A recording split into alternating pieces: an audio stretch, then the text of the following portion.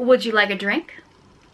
Hello everyone, I'm Sarah from Everyday Starlet. Welcome to my channel. I make videos to inspire you to be the star of your own life. I'm continuing my Masculine and Feminine Energies film breakdown series with the requested classic, The Thin Man. If you're not familiar with what I mean by Masculine and Feminine Energies, I have tons of videos going into this deeper, but a brief summary. Masculine and Feminine Energies are energies that live within all of us. We all contain both energies, but we all have a core energy. It's the one we're most ourselves in. That energy often links up with our gender. It doesn't have to, but it very often does. We can be wounded or healed versions of either of these energies, and each of these energies contains archetypes, and we all contain all of the archetypes within us that we can tap into whenever we need to. I have a lot of videos about the masculine and the feminine archetypes if you want to learn more. And in order to have sexual polarity in a relationship, you need one partner to be in the masculine and one partner to be in the feminine. These opposite energies attract sexually and same energies repel sexually. So let's get into The Thin Man. This movie is actually a series of movies, kind of like a detective series, and I only watched the first one. It was highly requested, which surprised me, because when I first started doing this series a little over a year ago, it was actually my intention to do mostly older movies because I tend to enjoy older movies more. And because so many people on the internet today are so much younger than I am, to them older movies meant movies from like the 90s. Whereas to me, older movies meant movies from like the 40s and 50s.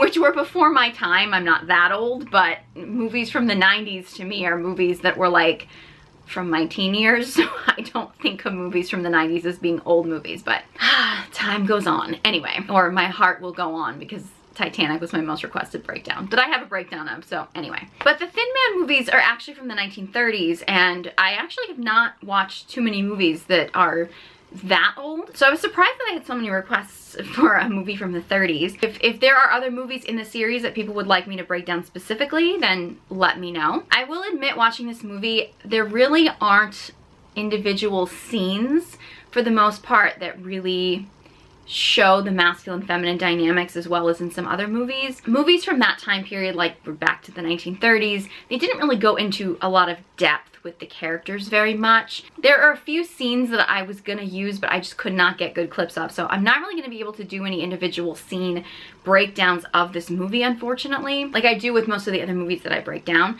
But there are some themes in this movie that I kind of wanted to point out because I think that they could be helpful. So The Thin Man is from 1934, and again, like I said, most movies don't go into a lot of depth with the characters, especially back in that time period. But the fact that so many of these characters are kind of caricatures or stereotypes, I think can sometimes be helpful to point out different relationship dynamics, because when we are talking about stereotypes, they're stereotypes for a reason, because there often is some truth to them at the root. So before I get into Nick and Nora, who are the main characters, the storyline essentially with the murder mystery, so to speak, is that there's this wealthy man who was married. He ends up having an affair with his secretary who's really using him for his money. So his wife leaves him. She takes a big chunk of his money. The man keeps fooling around with his secretary while she keeps using him for his money and is actually stealing from him. And the ex-wife ends up marrying a new guy really for his looks, who doesn't have much money,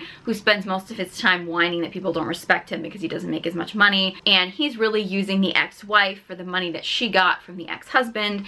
So the ex-wife is constantly kind of trying to go back to the ex-husband to get more money to support her lifestyle. What a tangled web we weave, right? So this brings up an interesting topic. We tend to get into relationships that match the depth that we're willing to bring to a relationship. There's a lot of different examples of this, but I'm gonna go with the stereotypical one that you see the most often, is like a man with money who has money, power, status of some kind, and he is looking for a woman to satisfy his sexual needs, or somebody who supports his ego because she is the most attractive by whatever beauty standards you're going by. Like, he's really just after a woman for youth, beauty, sex, something like that. He's likely going to end up with a woman who is only using him for his money, power, status. And in that situation where you have two people that are using each other for sort of their like superficial needs, she needs money, he's looking for sex, essentially. They're meeting each other at these sort of very surface level needs. That's as deep as the relationship is probably going to be. And if that's really what each person wants, so they're each getting in exchange for what they're giving out, right? I know some people will call this transactional. Reality, most relationships are to some extent transactional, in a sense that, you know, you're going to give in a relationship and you're going to get in a relationship, and you don't ever want to feel like in a relationship that you are over giving and not actually receiving anything in return. And this isn't just like a exchanging money for sex kind of a situation. It's just, it can be an energy, it can be love, it can be anything. If only one person is bringing to the relationship and they never feel like they're getting something back in the relationship, resentment's going to build. But in this situation, when you have two people who are just getting their shallow needs met, I'm not saying that's healthy. If that's the level of depth that a person is willing to bring to the relationship and looking for in a relationship, and they meet someone else that is meeting them at that level of depth, it can work. The problem is when one person decides that they need more in the relationship, they need more depth, they need the other person to bring something more to the relationship, it throws off the balance, right? Now, in most cases, it's going to be the feminine partner that's going to decide they need more, because the feminine is always longing for more. Because most women are naturally feminine at their core, it is more often going to be the woman that's going to decide she needs more from a relationship. However, you do hear this a lot with men who get into some of these kind of dynamics, and then they end up resenting the woman for only using them for their money, when all they've shown up with is their money. But you do hear men that also desire more love and connection in a relationship that may be just shallow and superficial. So now that would be the feminine energy in a man. That doesn't necessarily mean that the man is feminine, but his feminine energy may be longing for more love, more connection. Now, if the other person also wants to meet you at that depth, it can work, right? Relationships are ultimately two people that decide that they want to grow together. So even if two people get together for superficial reasons and one person is like, hey, I need more, I need to go deeper with you, if the other person is open to going deeper in that relationship, that can work, as long as two people are kind of in agreement to go at the same pace. Because usually if people are at a certain level of depth, if you jump too far, like if you jump too much, like if you have, say for example, you have two people that have a very superficial relationship, and then one person decides to go through like a spiritual awakening, or this can often happen when if somebody goes through maybe a health crisis, or if somebody goes through some kind of like family crisis, or it could be religious where they could decide to connect to a, you know, a certain religion, or it could be, you know, some kind of a spiritual experience of some kind. But you get somebody who maybe is in a shallow superficial relationship, and then one person, they reach a whole new level of spirituality, they may shift quickly. If they're in a relationship with somebody who's still at that shallow level, the other person is probably gonna have a hard time keeping up with that depth. Doesn't mean the relationship automatically has to end. It's just, you're gonna have to find a way to kind of meet each other, or else one person is just always gonna feel like they're not getting enough from the other person. So if, say, one person jumps from like being in a shallow situation and they have some kind of spiritual awakening, so like they are at this level of depth that's way up here, this other person may be like, okay, I still want to make this work, but they may not be ready to jump up here. So the person that's up here may need to kind of be a little bit patient with the person here. And as long as they're kind of increasing their depth, maybe they're opening a little bit more, maybe they're, you know, they're connecting a little bit more. Relationships are all about growing and learning, and you may not always be at the same level. Ultimately, you're gonna want to kind of try to find your levels together.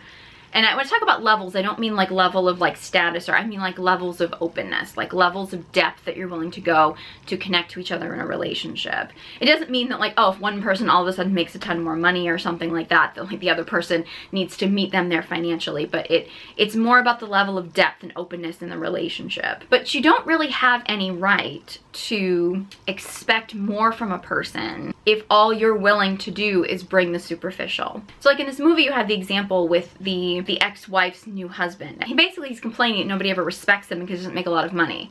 But he's using the ex-wife for her money that she got from her ex-husband. So he's really just using her for superficial reasons. He's showing up as like the pretty handsome guy. If he's looking for more depth and more respect, essentially is what he's looking for, he's not really bringing to the relationship the level of depth that he's kind of expecting in return. And to a certain extent, you also have a situation where you have the ex-husband who has the money, whose mistress ends up stealing money from him and he expected loyalty, when in reality, they were really having a superficial business contract. So you do see this often. I notice a lot with like really wealthy, powerful men who will date women, you know, who are, you know, young, attractive, giving them sex. They'll date these women for very superficial reasons, and then they'll complain that these women are using them for their money. When in reality, these men are showing up and using these women for their youth, beauty, sexuality, things like that. So if you as a man are using a woman for those things and you're not offering anything in return other than your money and status, your superficial self, you don't really have any right to expect more from her. And in the same way, honestly, I would say to a woman, if you're showing up and you're just using a man for his money, you don't really have too much of a right to expect him to give you more as far as a relationship or go deeper in a relationship if you're not willing to bring something deeper to the relationship. Now, none of this excuses abuse. None of this excuses people not treating the other person like a human being. Like, that's a whole separate issue. I'm not talking about that, but I'm talking about what you are coming to the relationship with and willing to bring to the relationship as far as your depth is really all you can expect from the other person. And if you need more depth from a relationship from the other person, you yourself are going to have to bring more depth to the relationship. And if the other person can't meet you where you need to be met, then the relationship may just not be able to work. But you can't expect a person in a relationship to give you more depth than what you're willing to give. The caveat in this is that when we're talking about the feminine, and this isn't necessarily specific to this movie, but when we are talking about feminine energy, and this is the feminine energy in all of us, but particularly in women who are feminine core beings, we always want more. So we're always going to yearn for and long for a little bit more. That's normal. That's normal, and that's something that as women I think we need to accept about ourselves. I actually shared a video about this, and it pissed off a lot of women because I think they got triggered. I think a lot of women are really ashamed of the fact that they yearn for more. And this does not mean that as a woman or as a feminine being or the feminine any of us is doomed to be miserable for the rest of our lives. However, that longing and yearning for more is normal. Accept that about yourself. Don't let people tell you you're wrong for yearning for or longing for more. We also have to realize as feminine beings that that yearning and longing for more is only going to come from a man who is willing to meet us with the level of depth that we are willing to bring to him. Or somebody in the relationship may have a little bit more depth than the other, and the other person might be willing to meet them there. Like, I think ultimately in a relationship, it kind of becomes a dance where the one person decides to go a little bit deeper and the other person, you know, it might be a challenge for them, but like they're willing to be open to meet them there. And then, you know, maybe the other person at one point decides they want to open and go a little bit more deep. The other person is like, okay, maybe, you know, you got to break through some barriers to why you weren't in that depth before. But I think sometimes when you're kind of in this dance of depth and things like that, I think that can be a really beautiful thing for people to grow in a relationship. But if you are not willing to bring depth to the relationship, you can't really expect it from the other person. And I would also note that I do believe that this is actually one of the reasons why so many of these kind of like alpha male podcast influencer people essentially try to discourage women from having anything to offer other than just youth and beauty, or try to diminish anything that a woman would bring to the relationship other than just being young or just fitting a certain beauty standard. Because as a man, if you believe that your only value is in your money, your status, and you're not willing to bring anything else other than that to a relationship, then a woman who has more to offer in a relationship beyond just what society pretends is feminine on the surface,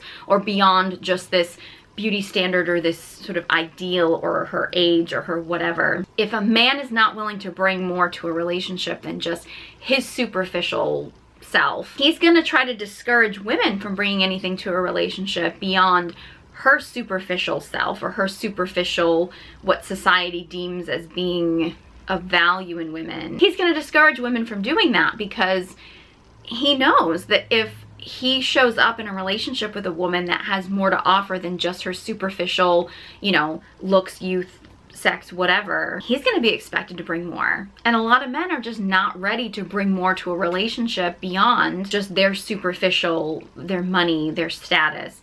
A lot of them resent women for only wanting them for that because they want more.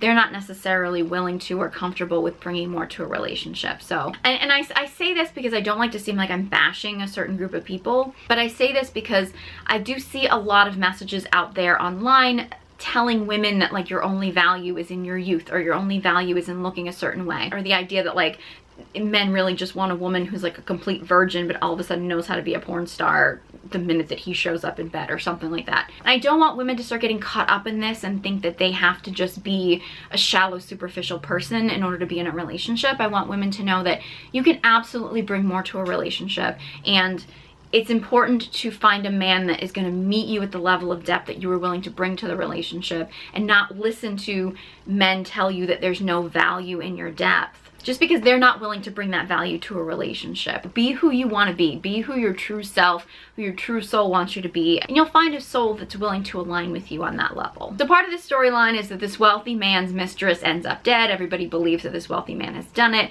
He's disappeared. There's some other deaths related to her death, and basically they have to bring in a detective to try to solve the crime. Now, this wealthy man has a daughter, Dorothy, who's engaged to be married, and Dorothy goes through a lot of stress, and all the evidence is there that says that her father is the one that was a murderer. So she believes that her father's actually committed this murder, and her fiance is really lovely. He really is, and he really is supportive and there for her. But at a certain point, Dorothy decides she wants to call off their marriage because she's terrified of getting involved with him. Like, she's afraid that if they have children together that her children will be murderers because it's in her family. Like, she's absolutely embarrassed by her family. And in reality, she's got a lot of reason to. This is a dysfunctional family for sure. There's actually a joke at the beginning when she tells her father she's engaged, and her father is like, has he met the whole family? And she's like, yes. It's like, well, if he's still willing to stick around. There is something to that. I mean, every family has its issues, right? And there's no family out there that's perfect, but some families are definitely much more dysfunctional than others. And that can be a real challenge for people when, you know, even if they've done work and they've done their inner work and they're working through the traumas of their family, it can still be really terrifying if you do come from a very dysfunctional family dynamic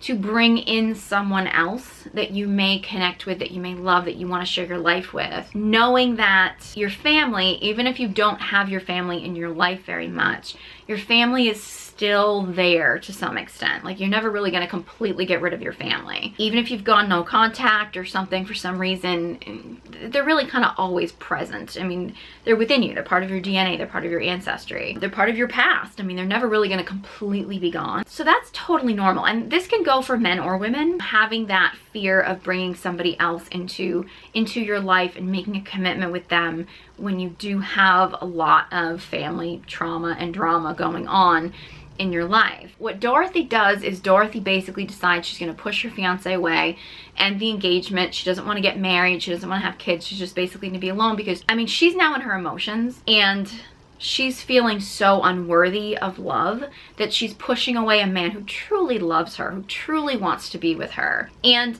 to be honest, I mean, he is very grounded in like, no, we're still gonna get married. I still want to be with you. Like, he's very grounded in this. And she keeps pushing him away. Now, she still loves him. She still wants to be with him. This is something that, I mean, men and women do, but I do believe that women do this a little bit more. As women, when our insecurities come out, we don't feel good enough, or we feel like something about us is wrong or not good enough. We have a tendency to push our partner away because in reality, we want to feel him fight for us. We want to feel the validation that he's not going anywhere. So we keep pushing him, we keep pushing him, we keep pushing him because we want to feel him fight for us. In reality, our deepest need is reassurance that this man still wants to be with us, even with all our flaws, even with all the trauma, even with everything that's going on. As a woman, what we really want at our core is reassurance that our partner is going to be there for us. And we want to feel his strength. We want to feel his presence. But often the way that we communicate that is to just push him away. It's a type of feminine testing. I have a lot of videos about feminine testing on here. It's a type of feminine testing. Unfortunately, when feminine testing like this happens, where we are testing the masculine, but we're not testing him from our soul needs. We're not testing him from what our deepest soul needs. We're testing him from our insecurities and from our more like our ego needs of needing reassurance, our neediness, as opposed to our desire. That can come across very confusing because we end up telling the masculine the opposite of what it is that we want. And the thing is, with men, with the masculine, they tend to take things very literal. If you say, I don't want you here, most masculine men's brains are gonna say, oh, she doesn't want me here. Because they're gonna think a woman means what she says. Because a man, for the most part, a man in his masculine is gonna mean what he says. If he says, I wanna be alone, what he actually means is, I wanna be alone. Whereas when a woman says, I wanna be alone, most of the time, What she actually means is, I want you to prove to me that you actually want to be here. That's where the communication breaks down. I have a whole masterclass about the art of feminine communication. If as a woman you want to learn how to communicate with your masculine partner better while staying in your feminine energy. But in reality, when you're dealing with situations like this as a woman, it's always the best option to tune into what is my deeper need right now. Like, what is the need that I have right now? Like, why I'm saying this to him, but what is it that I actually need? And it's much better to express to your partner what you actually need than to try to play the opposite and see if he'll fight for you. Now, in reality, in a long-term relationship, when you have a woman who is communicating this way, which is typically her feminine energy, but that's her insecure feminine energy, her neediness. In a long-term relationship, when that happens, sometimes it's important for the masculine partner to understand that she may not be fully communicating what she actually means and wants, because she's not another masculine being. And it's important for men to understand that women are not other men. Their way of communicating is going to be different. It's also important as women to understand that men are not other women. So men are not necessarily going to automatically know what a woman means when she starts saying things that are really just from her emotions, and she's not actually saying clearly what it is that she needs. She's kind of just saying whatever's popping into her head. As women, we just say whatever's popping into our head, and we think that a man should be able to interpret that. Now, if a man loves us, he should be making an effort to meet us part way. However, as a woman, we also have to understand that men don't necessarily communicate the way that we do. So it's important that we meet him part way too. It's a relationship. Both people have to meet each other. And if you have a woman who is communicating as a woman and you have a man who's communicating as a man, if you're not coming together, if you're not meeting, it's the same thing as if, for example, you know, you have a woman who speaks Chinese and a man who speaks Spanish. You can have some level of communication, right? I mean, body language and tone and things like that. But at the end of the day, like, she's gonna have to start learning a little bit of Spanish, and he's gonna have to start learning a little bit of Chinese in order for the two of them to be able to figure each other out, or else you're never going to be able to be on the same page, right? The masculine and the feminine communicate differently, and it's important to be able to figure out how to meet each other in the middle there, or else all hell's gonna break loose, basically. In this case, Dorothy's fiance he wants to be there. He wants to be there. She just keeps pushing him and pushing him and pushing him. I mean, luckily the two of them end up figuring things out in the end, but I mean, I will give it to him. I mean, he really tried to stay as grounded as he possibly could while she was completely in her chaos. And I mean, he obviously was very devoted to her and dedicated to her, and the fact that he was willing to be there for her during all of this chaos and while she was in this trauma of pushing him away, I mean, I think it's a good sign for their relationship. Now, Nick and Nora are the main characters of the Thin Man movies. They have a really fun, playful relationship. They have a lot of back and forth banter. That's just kind of their way. Now, you find out that Nick had been a private detective, and a very good one at that, you can tell by the movie, and is very highly in demand, but when he married Nora, he married into money, and they were basically just gonna live their life together in luxury. Essentially, Nick was retired. Said he was done with being a detective. However, when the masculine has found his true purpose, which in this situation you can tell that being a detective, a private detective essentially is what Nick is, that's really his true purpose. That's really it's his calling in life. It's what he's meant to be doing.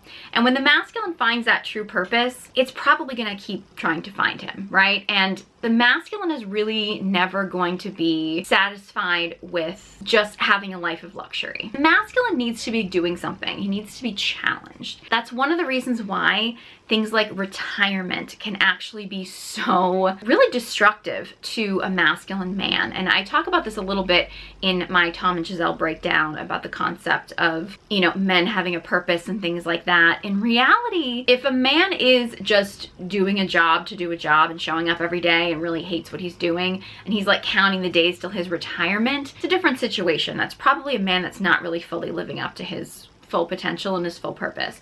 But when a masculine man has found his purpose in life, I mean, even if he like retires, he's gonna keep longing to fulfill that purpose because his purpose is still there. And as long as he's still living, his purpose is still living. That's not to say that a man's purpose might shift throughout his life. His focus might shift in different phases of his life. So he may, you know, have had a certain purpose at one point in his life, and when he, you know, reaches retirement, he might shift into using his skills for another purpose of some kind. For the masculine to keep going, for him to have a reason to get up every day, he's gonna need a greater purpose. And you see this with Nick, where he's kind of like, nope, I'm retired, I'm just gonna live in luxury. And he drinks a lot, which is The drinking thing I know is supposed to kind of be like a cliche where he's kind of got this like yuppie lifestyle with cocktails all the time, and it's a time period thing for one thing, but usually somebody that has that level of a drinking problem, I mean, that's wounded feminine really being in an addiction, and it's usually a sign that as a man you've not stepped into your full purpose, which, I mean, even when Nick does step into his purpose, he's still drinking a lot because that's part of the character.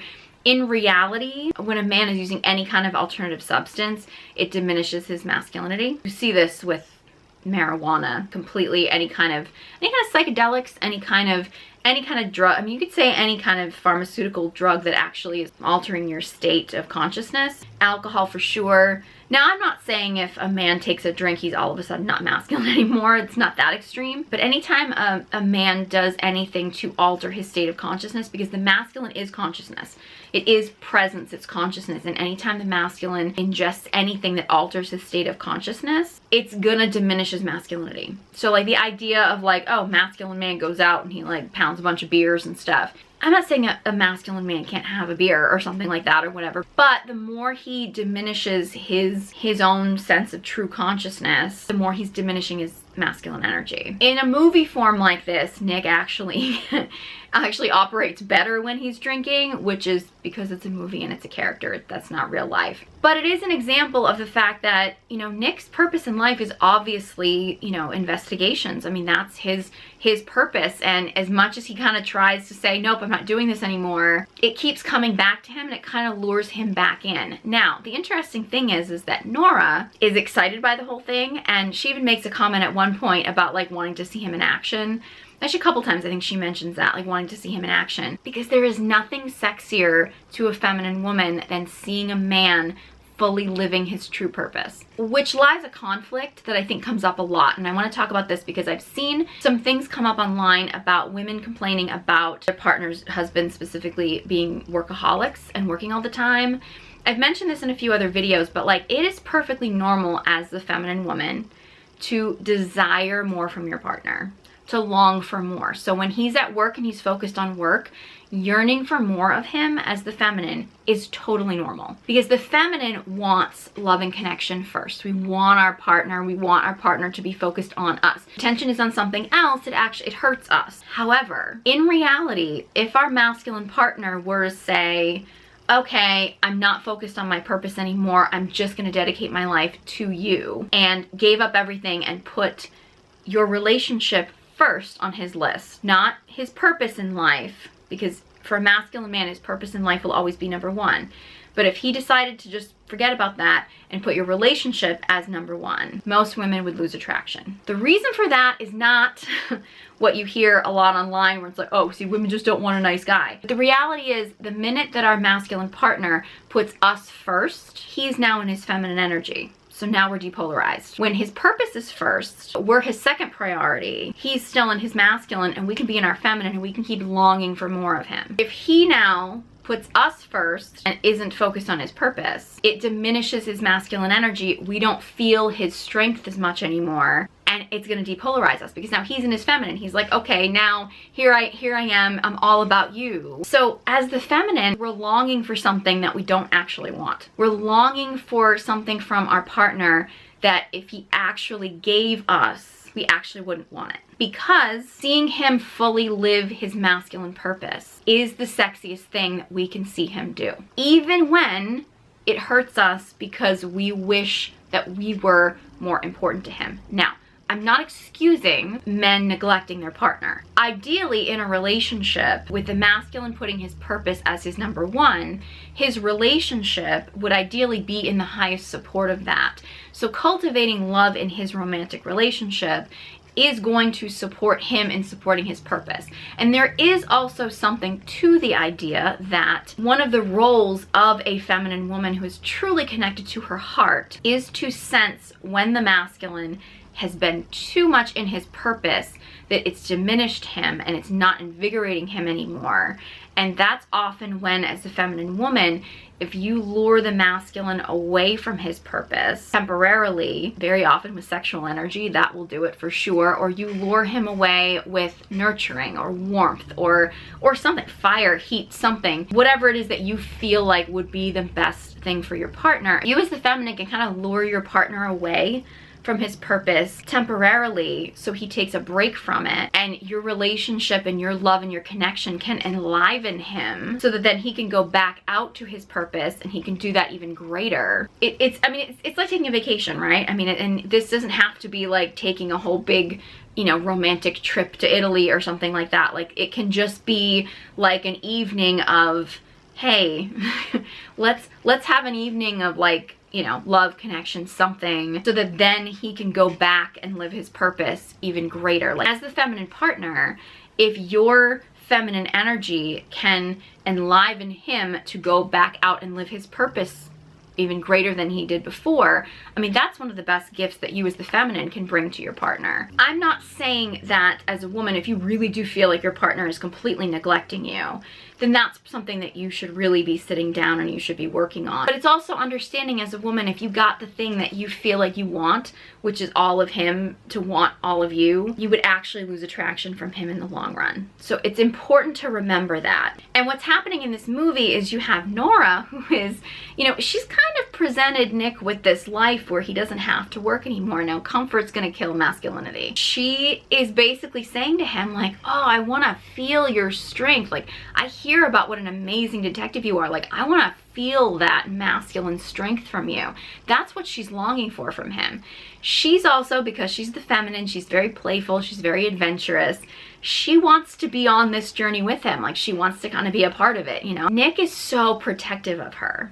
Like, even when he gets caught up in this case, he's very much like, he even tricks her at one point by putting her in a cab, and she thinks that they're both getting in a cab, but he basically like sends her off in a cab because he doesn't want her to be unsafe. He actually, and this is controversial, I'm not endorsing this, it was a totally different time period with this movie, he actually at one point hits her to get her out of the way of a bullet so that she doesn't get shot. There's probably other ways that he could have done that. Different time period, I'm not endorsing that. He was doing what he had to do to keep her safe, and then when he realizes that she was knocked out, he's basically trying to revive her. She's like, why did you knock me out? I wanted to see you do this. I wanted to see, like, she's like, I wanted to see what an amazing man I married, you know? Again, I don't endorse the hitting, but there is a sense of Nick is so much as a protector. He wants to protect his partner with whatever means that he can possibly protect her, because he wants to keep her safe. Of course, Nora wants to be a part of the action. She wants excitement. She wants to be fun and playful, and she kind of thinks the whole thing is a game, whereas I think Nick understands more how serious it is, because this is, you know, the life that he's been a part of. But their dynamic really is a great example of the fact that oftentimes when men decide that they want to retire and they actually kind of just want to lay back and live this life of luxury, it's not really the ideal situation for them, because they're gonna end up, and this oftentimes when men sink into depression, because they don't actually have a goal, a purpose in life. And it doesn't necessarily have to just be, you know, going to a job and doing something the way that they've done it their whole life, if that's not really what they want to do. But masculine needs a purpose, a reason to get up in the morning, a reason to face the day every day, or else they end up sinking into depression. And in reality, that's why a lot of relationships fall apart in that phase, because I think a lot of people, you know, the feminine will sit there and be like, oh, I'm longing for him to retire so we can be together all the time, because as the feminine, her heart is always longing for more. But then when he does retire, they do have all this time together. Isn't necessarily just that they're incompatible, although that can happen. People have grown apart or things like that. Like, there are exceptions. But very often what happens is you now have a masculine partner who, because he doesn't have his purpose anymore, his masculine energy is diminished. And as a woman, if you've been longing for this time with your partner because you've been attracted to his masculine energy, and now his masculine energy is diminished, now you have him, but you don't have the parts of him that you were really truly longing for all the time.